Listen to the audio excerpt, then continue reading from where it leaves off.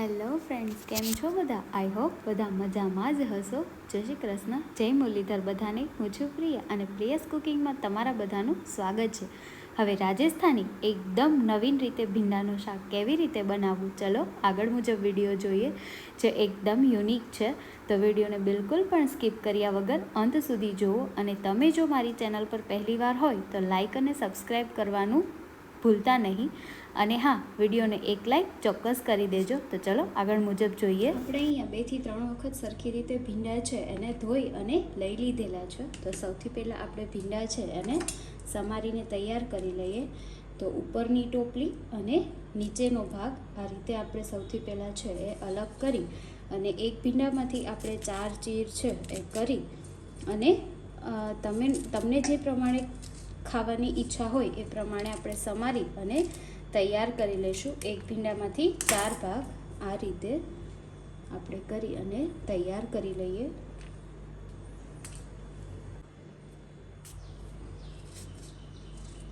તમે જે પ્રમાણે લાંબી ચીર રાખવા ઈચ્છતા હોય એ પ્રમાણે તમે સમારી શકો છો. તો આપણે આ રીતે બધા ભીંડા છે એ સમારી અને સૌથી પહેલાં તૈયાર કરી લઈશું.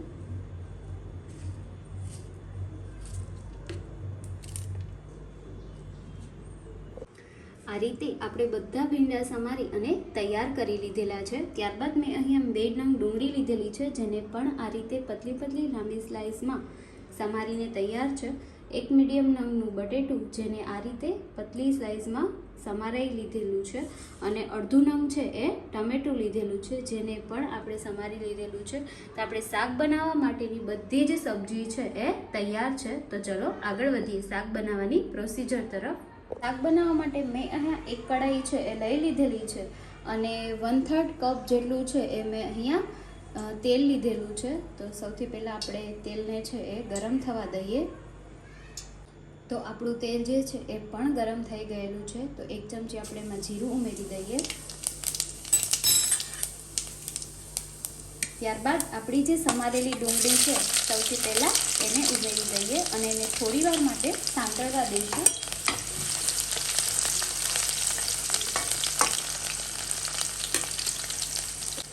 બે મિનિટ બાદ આપણી જે ડુંગળી છે આ રીતે કણીદાર છૂટી પડવા લાગશે. ત્યારબાદ આપણે એમાં ટમેટું ઉમેરી દઈએ. ટમેટાને 2 મિનિટ માટે આપણે પકાવવા દઈએ. 2 મિનિટ બાદ આપણું ટમેટું પણ થોડું ગળવા લાગ્યું છે. ત્યારબાદ આપણા જે સમારેલા બટેટા છે એને અને સમારેલા ભીંડા જે છે એને આપણે ઉમેરી દઈએ.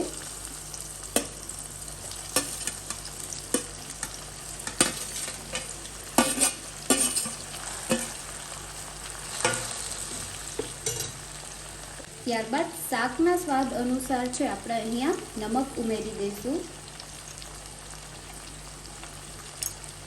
અને સરખી રીતે મિક્સ કરી લઈએ. અને શાક જ્યાં સુધી આપણું બની અને તૈયાર ન થઈ જાય ત્યાં સુધી લાસ્ટ સુધી છે ગેસની ફ્લેમ એકદમ ધીમી રાખવાની છે.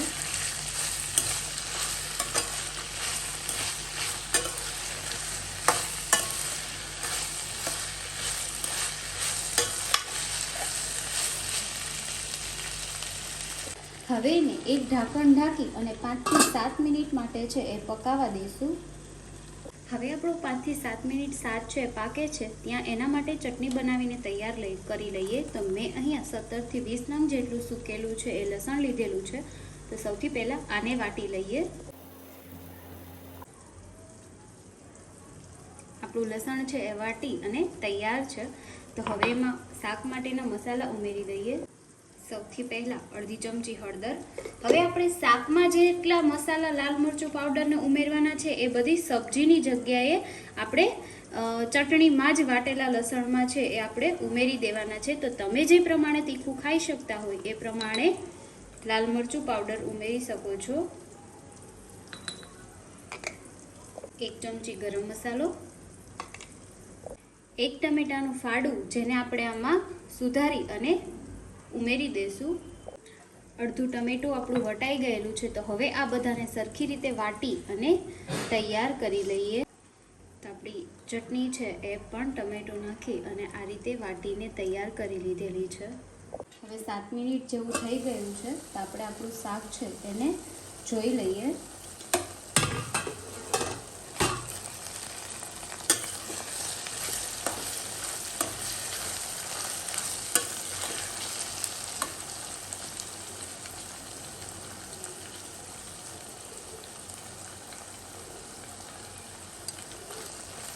આપણું શાક છે એ અધકચરું પાકીને તૈયાર છે. તો એમાં ઉમેરવાની ચટણી છે એ આપણે પહેલાં એક વાટકામાં અલગ લઈ લઈએ.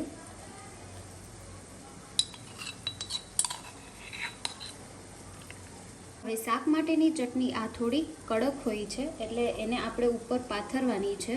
તો એમાં 2 થી 3 ઘૂંટ જેટલું છે એ પાણી ઉમેરી દઈએ અને એને ઘટદાર એકરસ કરીને તૈયાર કરી લઈશું. તો આપણી એકદમ સરસ ઢીલી એવી ચટણી બની અને તૈયાર છે.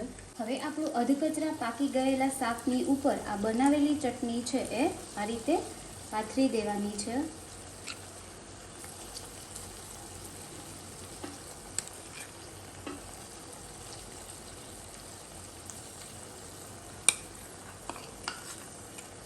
અને તમે જેવી આ ચટણી પાથરશો ને અને એને પકાવવા માટે થોડી વાર રાખી દેશો, એટલે આખા ઘરમાં એટલી સરસ એની સુગંધ છે એ આવવાની છે કે હર કોઈ પૂછવાના કે આજે શું બનાવ્યું.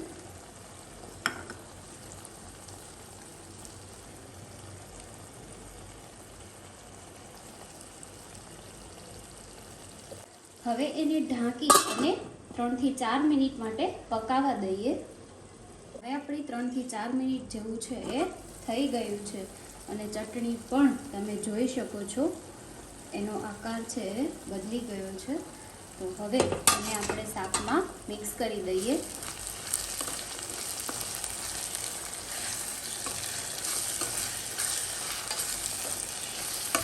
શાક જે છે સરસ મજાનું બની અને તૈયાર છે. તો ગેસની ફ્લેમ બંધ કરી દઈએ અને આપણું એકદમ સરસ મજાનું યુનિક ભીંડાનું શાક તૈયાર છે.